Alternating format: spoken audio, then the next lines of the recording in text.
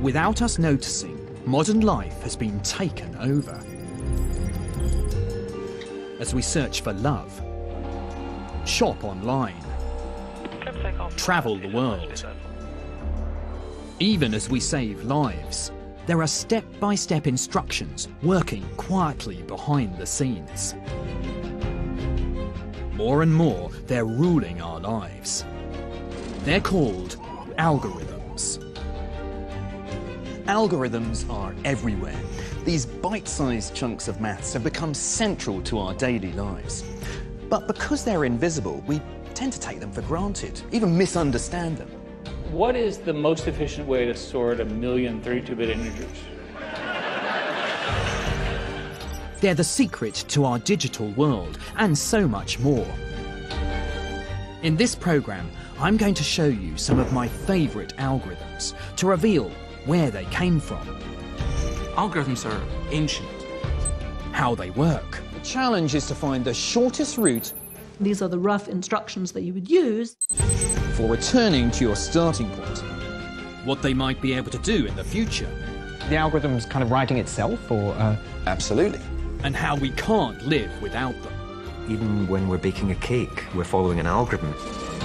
As a mathematician, I love algorithms. Not only are they impressive problem solvers, but they're also strangely beautiful, tapping into the mathematical order that underpins how the universe works. Welcome to the weird and wonderful world of algorithms.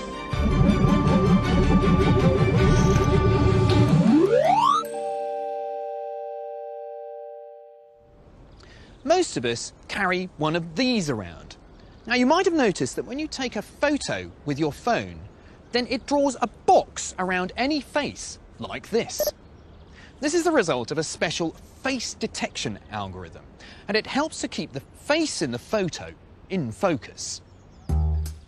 Like all algorithms, this one solves a problem. In this case, finding a human face. While it's not fooled by a face made of fruit, it does detect a human face in a photo. So, how does it do it? At their root, algorithms are little more than a series of step-by-step instructions. This one works by methodically scanning the image, looking for 4 particular abstract patterns associated with a face. When these are detected one after another, then the algorithm indicates it's found a human face. The process taps into the underlying pattern behind all faces, no matter what shape or size. The end result is just one example of how algorithms have made our lives easier. I'll do it. Yeah, I'll do it. I'll say first. I'll say first. Okay. So off you go. We tend to associate algorithms with computers, smartphones and the internet, but they're not exclusive to the world of technology. My day job is Professor of Mathematics at Oxford University. And one of the things I enjoy most is keeping the students on their toes. Okay, I'll say 1. Here we're playing a mathematical game with a jar full of chocolates and 1 red-hot chili. The aim is not to be left with the chili at the end. But what these students don't know is that I'm playing it with the help of an algorithm.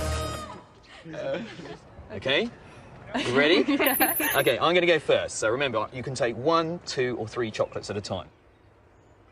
So I'm not a greedy guy, so I'll just take 1. Now, your turn. Each player takes on their turn between 1 and 3 chocolates. So you've taken 2, okay. So I'll take 2. Whatever my opponent does, my algorithm tells me how to respond. Okay, I'll take 2. And your turn again. Oh, yeah.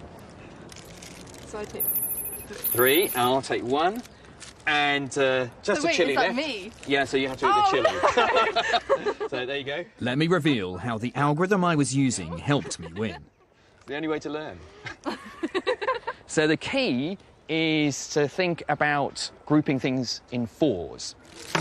13 chocolates divides into 3 groups of 4 with 1 left over.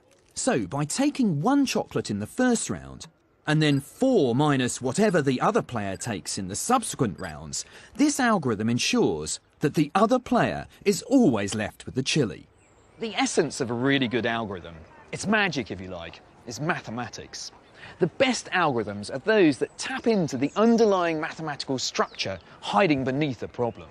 Okay, pop the chili back. I'll be introducing you to some of the algorithms that have become the beating heart of modern life.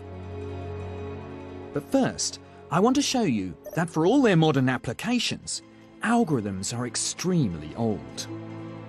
In fact, they predate computers by thousands of years. The oldest algorithm we know of was devised to solve a mathematical problem. It was first written down by the ancient Greek mathematician Euclid. Euclid's algorithm, as it's known, is a method for finding the greatest common divisor. The greatest common divisor is the largest number that will divide into a pair of other numbers without leaving a remainder. So in this case, 4 divides into both 8 and 12 without a remainder. It's simple to find for small numbers, but much more tricky for large ones. While Euclid was the greatest mathematician of his day, his algorithm could have made him a fortune as a tiler. Let me show you why. Imagine you've got a rectangular-shaped floor and you want to find the most efficient way to tile it with square tiles. In other words, what's the largest square tile that will exactly divide the dimensions of the floor with nothing left over? This is in fact a geometric version of the greatest common divisor problem.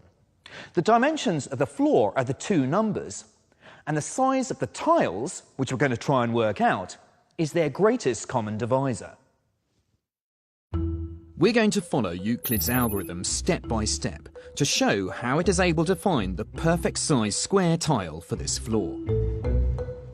According to Euclid's algorithm, we need to start filling the rectangle with square tiles corresponding to the smallest of the 2 dimensions.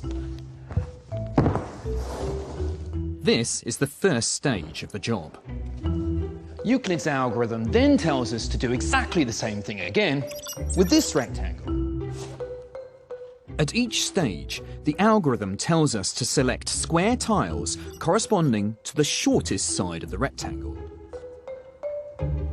So this time, our square tiles perfectly fill the leftover space. Now, my square tile has dimensions 15 by 15. So Euclid's algorithm tells us that the greatest common divisor of 150 and 345 is 15. I'm not suggesting that you use Euclid's algorithm every time you need to order some tiles. But the amazing thing is that this simple step-by-step method finds the perfect square tile, whatever the dimensions of the floor. Euclid's algorithm may appear to be just a mathematical technique, but it very elegantly fulfills all the criteria for an algorithm. It's a precisely stated set of instructions, the procedure always finishes, and it can be proven that it works in all cases. The power of algorithms is that you don't have to reinvent the wheel each time. They're general solutions to problems. This holds as true for ancient algorithms as for modern ones. In 1998, in this garage in Menlo Park, California, an important piece of algorithmic history was made. Inside were 2 PhD students from Stanford University, Larry Page and Sergey Brin. Their aim was to come up with a search engine that could find things efficiently on the World Wide Web. Out of these humble beginnings, Google was born. But Google wouldn't be Google if it wasn't for the algorithm that Larry and Sergey created, called PageRank.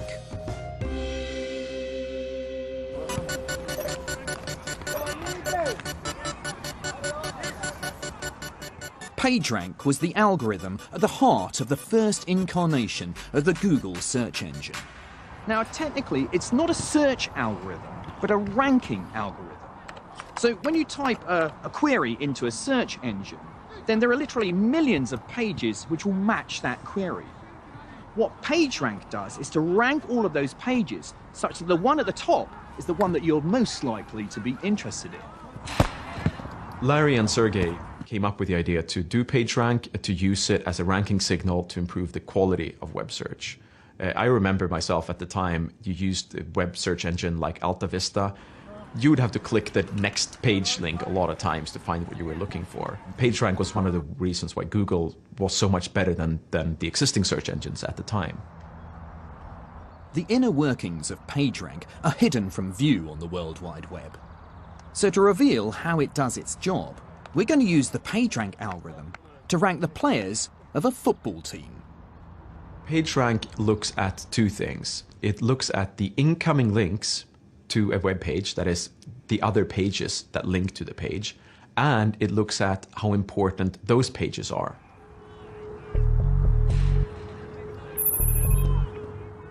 In our demonstration to show the cleverness of the PageRank algorithm, the players in the football team are the web pages, and the passes between them are the web links, the input for the algorithm. Generally speaking, the PageRank algorithm will give a higher rank to a website if it's got a lot of links coming from other websites. So in the case of football, if a player gets more passes from the rest of the team, then they'll be ranked higher. It's not quite that simple, because the PageRank algorithm actually gives more weight to a link from a website that itself has a high PageRank. So actually a pass from a popular player is worth more than a pass from a player who's hardly involved in the game at all. This is a visualization of the algorithm at work. The stats are the player's current ranking, the output of the algorithm. And every time there's a pass, these rankings are updated. When Google uses this algorithm, it only changes one thing: the input. In place of passes, it uses web links. Note that the importance of a page depends on the importance of the pages that link to it. This means that you have to compute PageRank for all the pages at the same time. And you actually have to repeat the computation, because each time you'll update the importance of all the pages. And that in turn will influence the importance of the pages that those pages link to.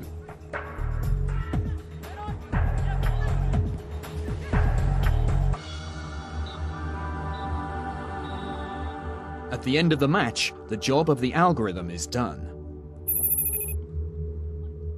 If we wanted to search for the key player in the team, this is PageRank's answer. Player 11 has the highest PageRank score. I think the PageRank algorithm is probably my favourite algorithm of all time. And it's amazing that it can be applied not just to the World Wide Web, but analysing a football match as well. But for me, it's the fact that there's a beautiful bit of mathematics at its heart that always seems to find the website I'm looking for. Within Google, I think PageRank is seen as a very important part of Google's early development. PageRank was the secret to why the search engine that Larry and Sergey built in the 1990s was so successful. Now, Google handles over 3.5 billion searches every day. It's the world's most popular search engine. And the company is worth more than $450 billion. Not bad for two PhD students working out of a garage.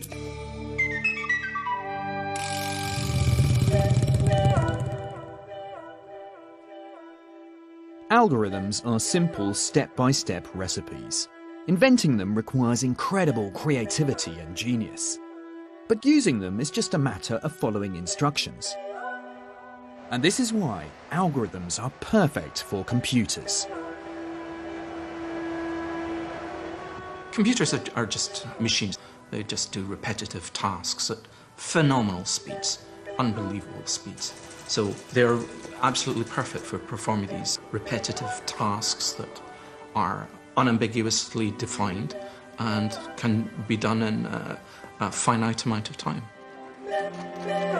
Computer code is basically making an algorithm specific. So the algorithm is the kind of idea. How would you solve the problem? These are the rough instructions that you would use, and then that can be translated into particular code. Lots of types of algorithms have been created with the computer in mind. And some of the most important are sorting algorithms.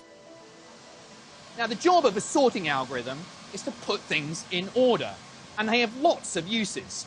For example, on the internet, information gets broken down into packets of data, which then gets sent across the web. Now, to reassemble that data, sorting algorithms are absolutely crucial to putting this data back in the correct order so that we can view the picture or read the email we've just been sent.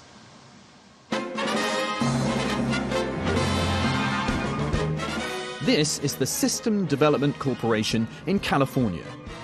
It's considered to be the world's first computer software company. And it was here in 1963 that two computer scientists first formally wrote down one of the most iconic sorting algorithms of all time. It's called bubble sort. And here's an example of bubble sort in action, sorting blocks instead of numbers. It gets its name because with each round of the algorithm, the largest unsorted object bubbles to the top. Like all our algorithms so far, there's method in the madness.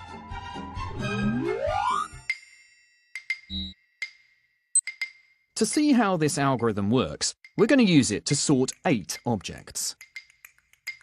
Now, the bubble sort algorithm says to consider the objects in pairs and swap them over if they're in the wrong order. So we're going to start at this end here and work our way to the top. So I consider these two, they're in the wrong order, so I swap them over. Consider the next pair, they're in the right order, so I leave them as they are. Consider this pair, they're in the wrong order, so I swap them. And we just continue doing this.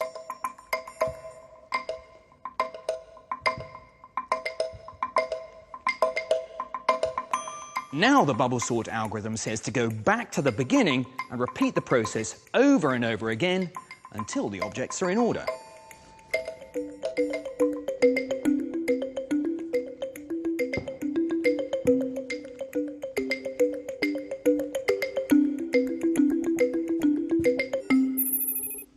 The algorithm stops when there are no pairs to swap round. So the bubble sort algorithm has successfully done its job. I've now got the objects perfectly ordered according to ascending height. Bubble sort is elegantly simple and straightforward. But if the scale of the sorting task is huge, say organising vast swathes of data, then there might be better sorting algorithms for the job. This is John von Neumann, the scientific genius who helped pioneer the modern computer, game theory, the atomic bomb, and, as it turns out, invented a sorting algorithm. He devised it to work on this, one of the world's earliest electronic computers, which he'd helped design. The algorithm is called merge sort. The merge sort algorithm works on a principle of divide and conquer, and it consists of 2 parts. The first bit is the dividing part. This involves splitting everything into smaller groups. And now comes the conquering bit. The groups are now merged back together. But as I merge the 2 groups, I compare the sizes of the objects one pair at a time, so that the merged group becomes sorted.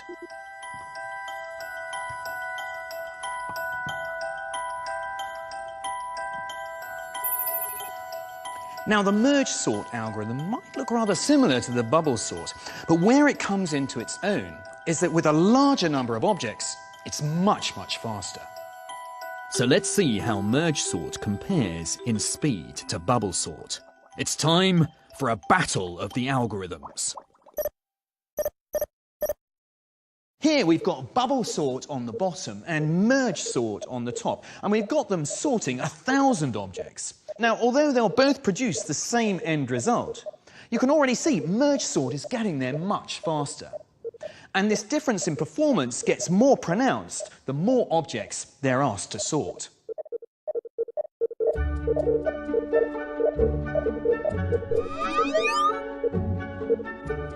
What is the most efficient way to sort 1,000,000 32-bit integers?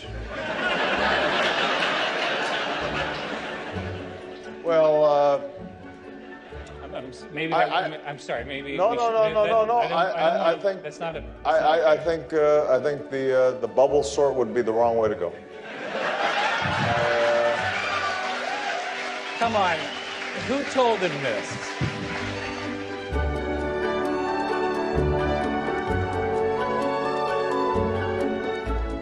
Merge sort beats bubble sort hands down for sorting large amounts of data. But in the crazy world of algorithms, there are many, many different ways to sort.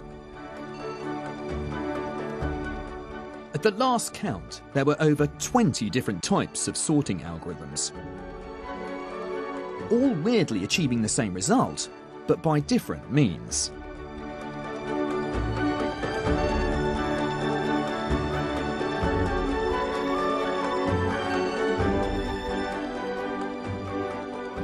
So there's bubble sort, there's merge sort, Insertion sort, there's heap sort, there's quick sort, Tim sort, you get gnome sort, there's pigeonhole sort, which is also called radix sort. there's bogo sort, which might never finish.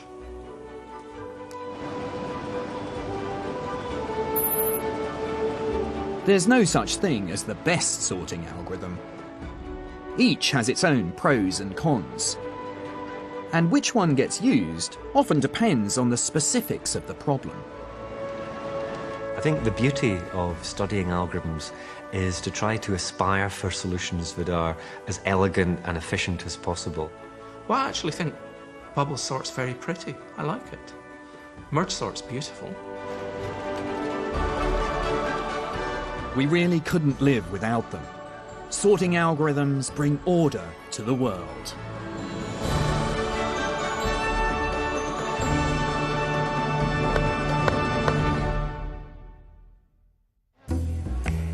So far, we've seen algorithms tackle the tidy problems of sizing our bathroom tiles and sorting our data.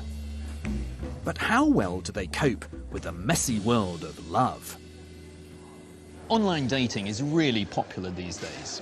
In fact, one survey suggests that over a third of recent marriages started online. How these dating websites work is that they use something called a matching algorithm.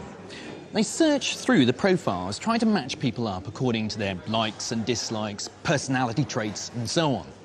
In fact, the algorithms seem to be better than humans because recent research has shown that those who meet online tend to be happier and have longer marriages. I now ask you to receive your prizes from His Majesty the King. In fact, matching algorithms have quite a lot to brag about. Because in 2012, for the first time, a Nobel Prize was awarded because of an algorithm. A matching algorithm, created by the late David Gale and the mathematician Lloyd Shapley, seen here receiving his share of the prize. The story begins in the 1960s, when Gale and Shapley wanted to solve a problem concerned with college admissions. How to match up students to colleges so that everyone got a place, but more importantly, was happy even if they didn't get their first choice. They called it the stable marriage problem. The stable marriage problem goes like this. Suppose you've got 4 women and 4 men, and they want to get married. Now, they've ranked each other according to their preferences. So, for example, the Queen of Hearts here, first choice is the King of Clubs. Second choice, King of Diamonds. And the last choice is the King of Hearts. So the challenge here is to play Cupid and pair up the kings and queens such that each one gets a partner, but more importantly, so that the marriages are stable. A stable marriage means that the kings and queens don't necessarily get their first choice, but they get the best on offer. For example, if I paired the King of Hearts and the Queen of Hearts, and the King of Spades and the Queen of Spades, this would be an unstable marriage. Because the King of Spades doesn't really like the Queen of Spades, he'd prefer the Queen of Hearts. The Queen of Hearts, in her turn, doesn't really like the King of Hearts. She'd prefer the King of Spades. So these two are going to run off together in this pairing. Where there's a problem, there's an algorithm not far behind. In 1962, Gale and Shapley came up with their Nobel Prize-winning algorithm. A step-by-step recipe which always finds perfectly stable marriages. So in the first round of the algorithm, the queens all propose their first choice kings. So the Queen of Spades' first choice is the King of Spades. She proposes to the King of Spades. The Queen of Hearts' first choice is the King of Clubs. So she proposes to the King of Clubs. Queen of Diamonds' first choice is the King of Spades. And the Queen of Clubs' first choice is also the King of Spades. So King of Spades seems to be the Darcy of this royal court. Now, the King of Spades has got 3 proposals. So he chooses his most popular queen, who is actually the Queen of Diamonds, and rejects the other 2. So we have 2 provisional engagements, 2 rejections. We now remove the rejected queen's first choices, and it's time for round 2. So the Queen of Spades is going to propose to the King of Diamonds, and the Queen of Clubs proposes to the King of Clubs. But now the King of Clubs has got 2 proposals, and actually they prefer the Queen of Clubs. So he rejects the Queen of Hearts, his provisional engagement on the first round of the algorithm. We have to start again. In each round, the rejected queens propose to the next king on their list. And the kings always go for the best offer they get. In this round of the algorithm, she proposes to the King of Hearts. And finally, everyone's paired up with a single queen and king, and all the marriages are stable. The Gale-Shapley algorithm is now used all over the world. In Denmark to match children to daycare places.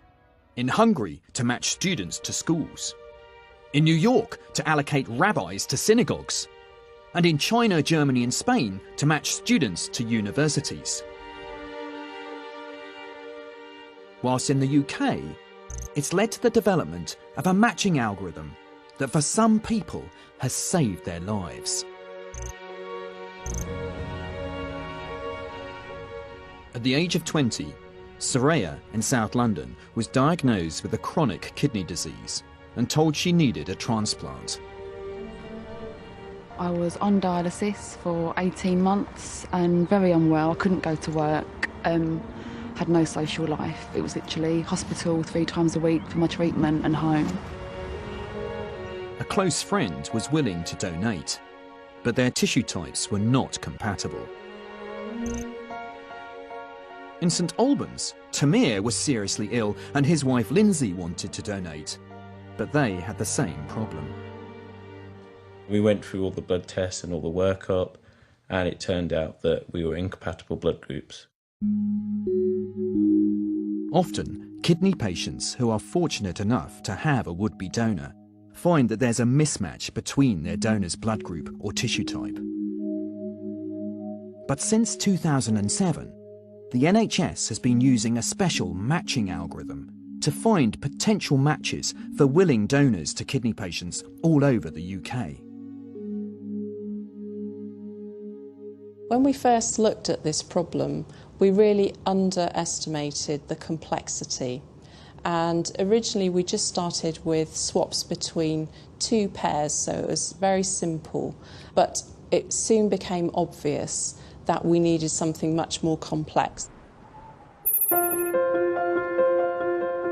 I became in touch with Rachel Johnson at the NHS, and we then got involved at that stage, being able to design algorithms which would allow not just pairwise exchanges, but also exchanges among 3 couples as well. The algorithm considers several scenarios. The simplest is a 2-way swap with 2 couples exchanging kidneys. More complicated is a 3-way swap, where the kidneys get passed around in a cycle. There are 200 patients in each of our matching runs. We need to look for all the possible transplants. And it's surprising how many there are. There are literally, hundreds, sometimes thousands of possibilities. It's something that just could not be achieved without the algorithm. One day, Soraya received the call that a match had been found 400 miles away with Linda, a donor living in Bowness near Edinburgh. My husband's dad needed a new kidney. He'd been ill for a bit of time and I wasn't a perfect match. And I then got a phone call and it was all go from there. We got the initial phone call saying that we've been matched up in a three-way pool. You're just nervous that it's not going to go ahead because your life depends on it. For the matching couples, all the operations had to happen simultaneously. It was a major logistical challenge. When my donor went to theatre, they called over to check that my donor was also in Newcastle going to theatre, and they both go at the exact same time. And they make the call and the kidneys come out. I think they went by motorbike. We were told they might go by helicopter, so I thought at least one bit of me might have been in a helicopter, but no, it went by motorbike. And it eventually went ahead, thankfully, in December. Best Christmas present. Personally, I just imagined it was doctors behind there matching people up off this list. So yeah, it's a bit strange that it comes down to maths at the end of the day. It's a great scheme and it's still fairly recent. And many years ago, I wouldn't have had this chance. I feel a lot of gratitude to Linda and also to the algorithm. So yeah, I'm very grateful.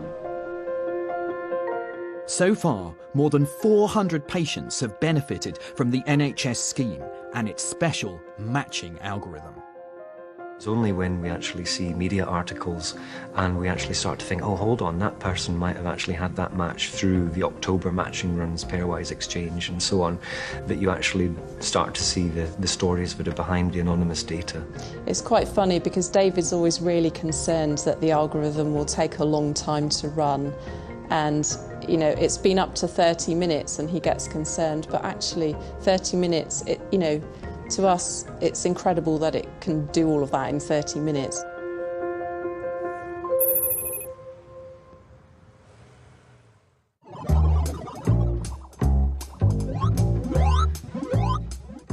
So far, we have seen how algorithms are capable of amazing feats. From solving abstract mathematical problems to helping us find stuff on the World Wide Web.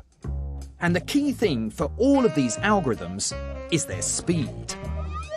So the important feature of a good algorithm is first that it better be correct, but once you know that it's correct, it's also important that it runs quickly. There's no good having an algorithm that takes longer than your lifetime to run if you're wanting the result tomorrow. This face detection algorithm is an example of an efficient algorithm. Because it's efficient, it's able to run in real time, and that's what makes it useful. But just as in real life, some problems are harder than others. Every now and then, algorithms meet their match. I think the most common misconception about algorithms is just that that algorithms can do anything. I think people don't really know about the limits, that, some problems simply cannot be solved by efficient algorithms. There are some places where efficient algorithms cannot go. Lines in the sand that can't be crossed. The trouble is knowing which problems they can solve and which they can't. Take this Rubik's Cube and imagine the more general challenge of trying to solve a cube of arbitrary dimensions. So, for example, with 50 squares down each side. Now, you might expect this to be one of the really fiendishly difficult problems. But actually, it belongs in the easy camp. We know an algorithm that can solve the general Rubik's Cube in a reasonable amount of time.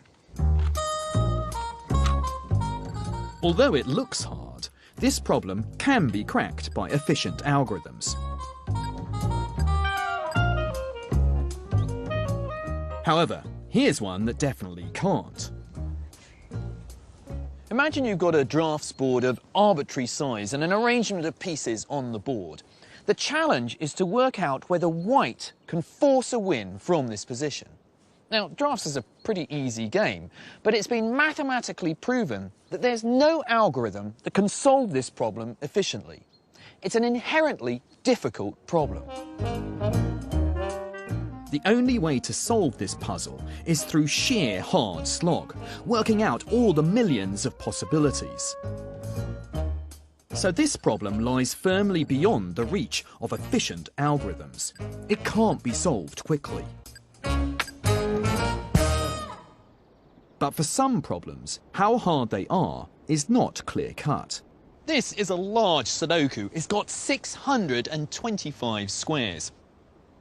One of the nice things about Sudoku is that once you've found a solution, it's relatively straightforward to check whether or not it's right. And this is true however large the puzzle. In this case, I just got to check each row, column and block doesn't feature a number twice.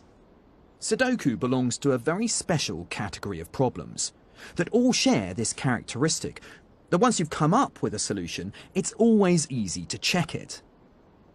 The mystery is whether there's an efficient algorithm to find the solution in the first place. And Sudoku is not alone. There are lots of problems like this. The most intensely studied of them all is known as the travelling salesman problem.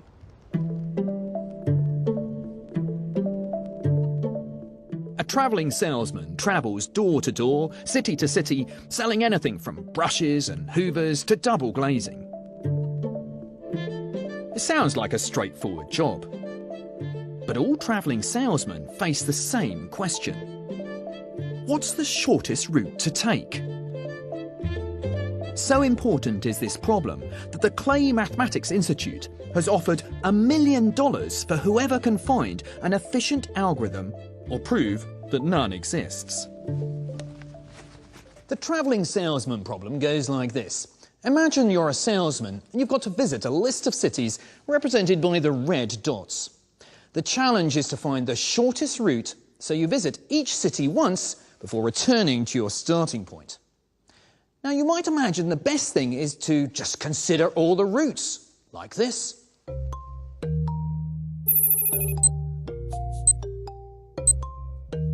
The method of checking all possibilities is a type of algorithm.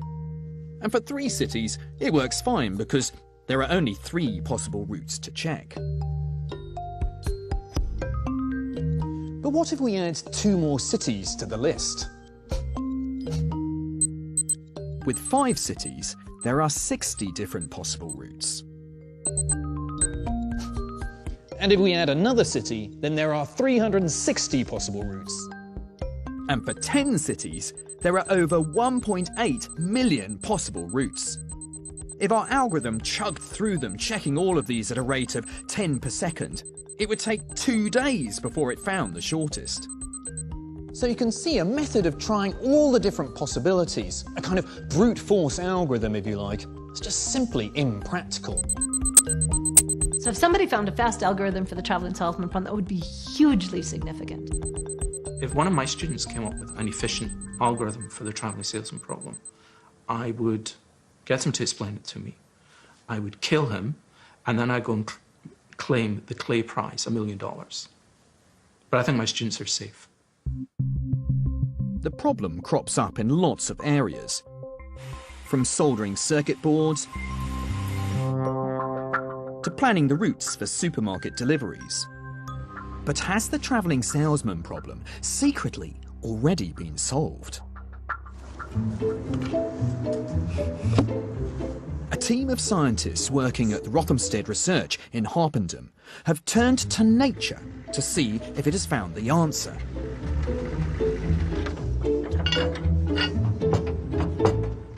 They're carrying out an elaborate experiment to study how the travelling salesman problem is tackled by the bumblebee. Bees have to forage for nectar in order to provision their hive. And so they have to visit possibly hundreds of flowers on each trip. What they want to do is find an efficient way to go between all these flowers that they visit. The humble bumblebee faces its own travelling salesman problem.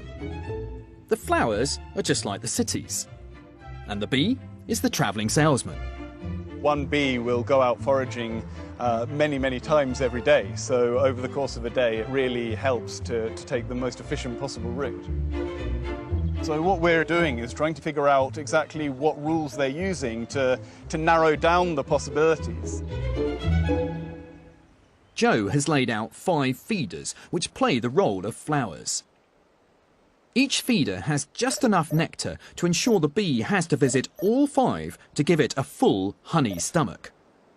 How are you actually knowing where it's going? For this, we're using harmonic radar. So as that spins round and round, it's emitting a radar signal. And we've attached a small antenna to the back of the bee, which then reflects the signal from the radar. And so this allows us to see exactly where the bee has gone as she moves around the field. So how does the bumblebee tackle the travelling salesman problem? Okay, switching it on now.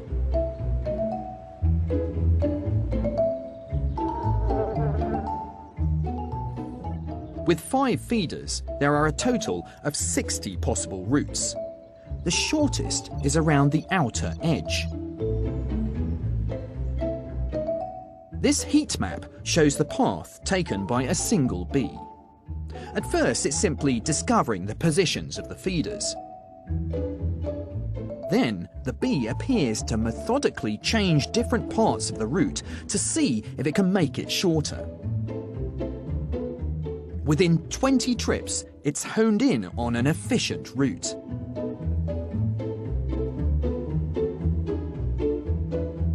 This route is not always the absolute shortest, but for the bee, it's good enough. That's amazing that just after a very few tries, they've got to something which is efficient enough for them to do their foraging. Yes, that's right. They can't spend days or even, it could take months or years to try every possibility. So they have to very quickly find a route that they can do again and again and again in order to efficiently provide food. Fantastic. I think the bee's become my favourite insect now. So it's obviously a mathematician at heart. Absolutely. Let's be clear, bees are not about to be awarded $1 million.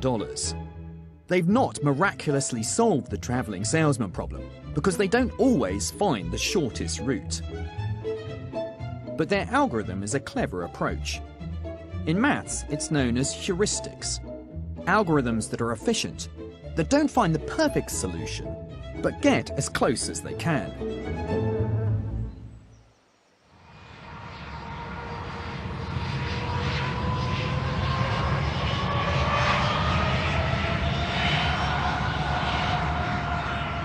The same heuristic approach has been used to develop an algorithm for Heathrow Airport. Clear for takeoff, 27 right, speedbird 430. Heathrow handles over 1,300 flights a day. It's Europe's busiest airport. 430, clear for takeoff from 27 right, surface wind 240 degrees at 3 knots.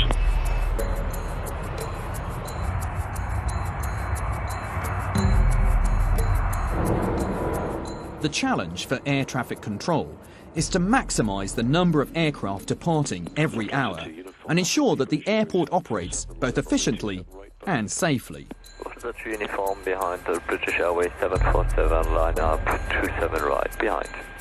One of the key decisions is the order of takeoff. We're currently departing a group of medium aircraft, which will be separated 1 minute apart. Behind that, then, you can see a 747, which is a large aircraft.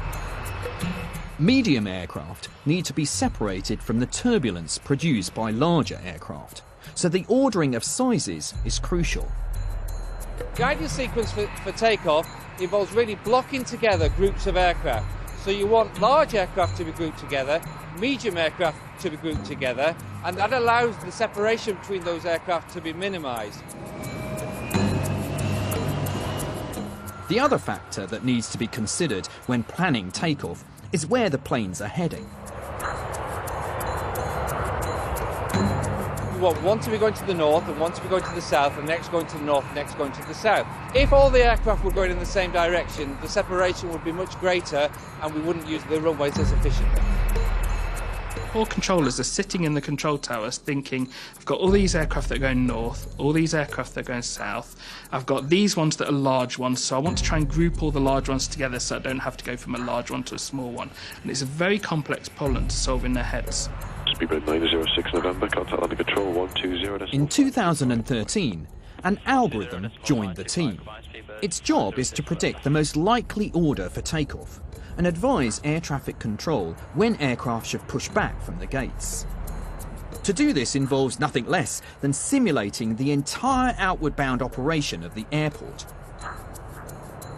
carrying out millions of calculations every second.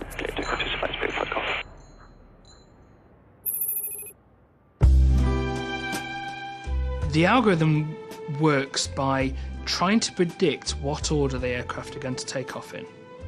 If it knows what order they can take off in, then it can work backwards and say, if it needs to take off at this time, then it needs to enter the runway queue at this time, then it needs to finish its taxi at this time, therefore it needs to start its taxi operation at this time. In that case, it needs to finish its pushback by this time, so it needs to start its pushback by this time, and it can work all the way back from what time it should take off to what time it should start pushing back. The output of the algorithm is given to air traffic control through the airport's internal computer system and displayed to the pilot at the gate in the form of the TSAT, the recommended pushback time. The pilot can look on the stand entry system to actually see what time he is expecting to depart. The biggest benefit of the algorithm is that it means you can hold aircraft on stand for longer without them taking off any later. So there's no loss for any passengers in terms of delays. But what you can do is you can start your engines later. In actual fact, if we sail 2 minutes taxi time on the way to the end of the runway, over a year that's actually £15 million worth of fuel saving.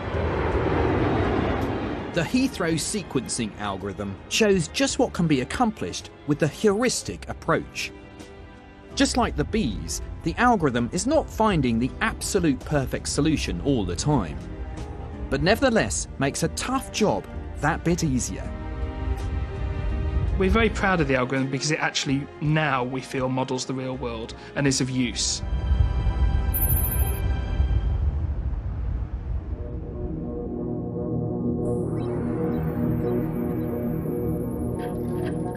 In the beginning, algorithms were created by mathematicians for mathematicians. And over the last century, algorithms have been created for computers. But perhaps our relationship is about to go through a dramatic revolution.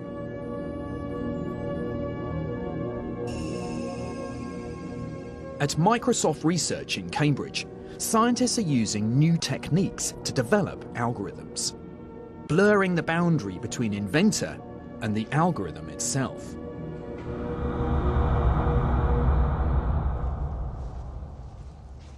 This is the Connect skeletal tracking algorithm.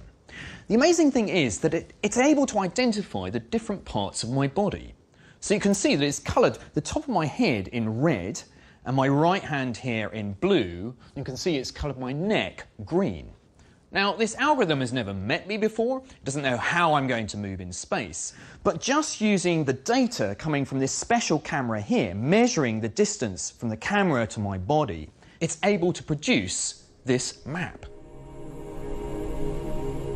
Whatever posture I take, using nothing more than the input from the special depth-sensing camera, the algorithm is able to accurately identify, pixel by pixel, the different parts of my body.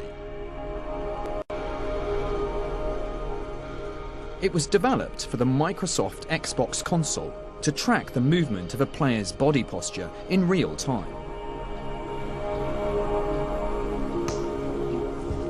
But just as remarkable as what this algorithm can do is the process behind how it was created, as researcher Jamie Shotton explains. What's happening is that every pixel in the image, we are running an algorithm called a decision tree. And you can think of a decision tree as a game of 20 questions. So the decision tree is sort of taking a pixel, say, on my hand and trying to decide, OK, I've got to colour that blue because that's on the hand rather than on my body. Yes. The key to a decision tree is the fact that the 20 questions that you ask are not the same for every pixel that we're trying to classify. And the full set of the possible questions that could be answered is exponential. It's 2 to the 20. 20, right, OK, so that's over 1 million questions. So a lot of questions you're going to have to program in there. Yes. It would take far too long and be far too error-prone for us as humans to program that by hand. So the algorithm's kind of writing itself, or...? Absolutely. The algorithm was not designed by Jamie, but instead through a process called machine learning. It involved showing the algorithm millions of training images of bodies in different poses and of various shapes and sizes, from the very fat to the very thin, the very short to the very tall. And from this, the algorithm essentially learned by example, devising its own rules. Where our intelligence comes in, as the designers of the system, is not in programming the algorithm per se, but in designing the training data set to capture all of the kind of variations that we expect to see when we deploy this system in people's living rooms to play their games. So in the end, do you actually know what the algorithm is doing? We can get a sense of what it's trying to do and how it's roughly working, but we couldn't possibly really understand what exactly is going on. The same approach of machine learning has been used in other applications. For example, this algorithm is able to do something that for a long time was thought to be a skill exclusive to neurosurgeons and radiologists. From an MRI scan, the algorithm can identify and map a brain tumour in 3D, meaning that a job that normally takes an hour can be done in a matter of minutes. Professor Chris Bishop is interested in developing the concept of machine learning even further, to create algorithms that can learn just like we do, directly from experience. So this demonstration, I think, illustrates the direction that algorithms will go in the years ahead. OK, I can see a lot of films up here. So what's the algorithm going to do? What we've got is a couple of hundred of the most commonly watched films. And what it's going to do, it's going to learn about your personal likes and dislikes, OK? Now, it's already been trained, so it's a machine learning algorithm behind the scenes, but it's already been trained on data from about 10,000 people. What it's going to do now is to learn about your preferences. Now, at the moment, it knows nothing about you. So these films are just arranged at random on the screen. So what I need you to do is to find one of these films, either one that you like or one that you don't like. If you like it, you can drag it across to the green region. Okay. If you don't like it, across to the red region. All right, so Rushmore. I'm a big fan of Rushmore. So you like Rushmore? Let's stick that. Well, OK. Right. So what's happening now is that if a film is down the right-hand side near the green region, it's very confident you'll like it. OK.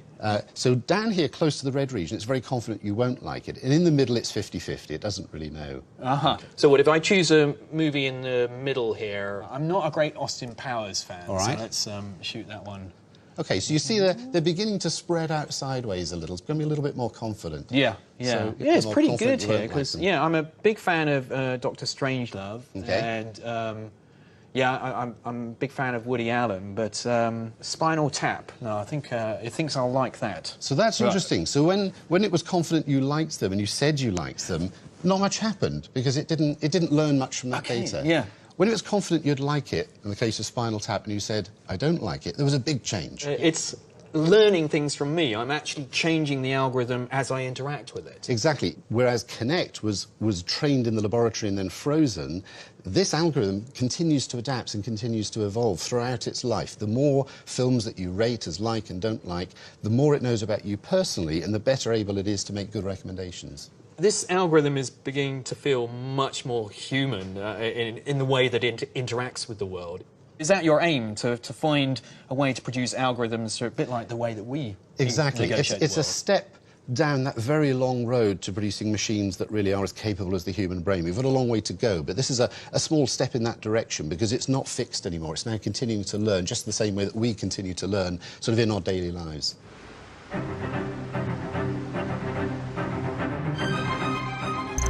I think we're just starting to realise the full potential of algorithms. And I have one more place I want to visit, which I'm told will give me a glimpse of just how much they're able to do for us.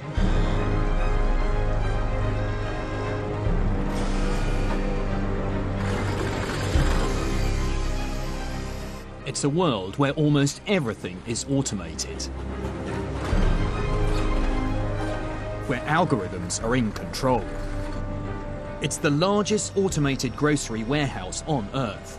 It belongs to the online grocery retailer Ocado, and it's the equivalent of 45 supermarkets in one. Over 2 million items flow through this warehouse every day. And at any one time, there are something like 7,000 crates going over 25 kilometres of track. And controlling every aspect of this astonishing spectacle are algorithms.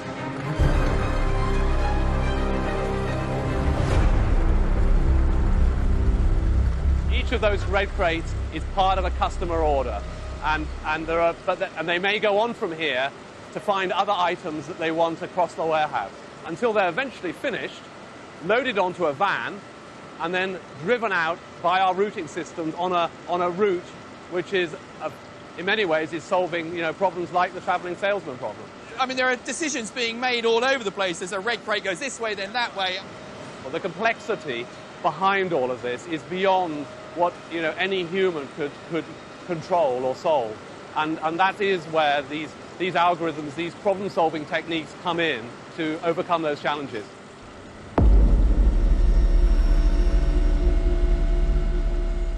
Everywhere you look, the invisible hand of the algorithm is at work. Forecasting algorithms monitor and replenish the stock of more than 43,000 products, anticipating customer demand. Control system algorithms manage the traffic of the more than 7,000 crates around the warehouse. And van routing algorithms control the movement of the fleet of over 1,500 vans, testing over 4 million different route combinations every second. You can almost see the mind of the machine at work. And it's not a static process, so that's why there's a huge amount of machine learning in here. And so it's like a self-adapting organism. It's constantly having to learn how to do it better, and people couldn't do that. The machine has to tune itself.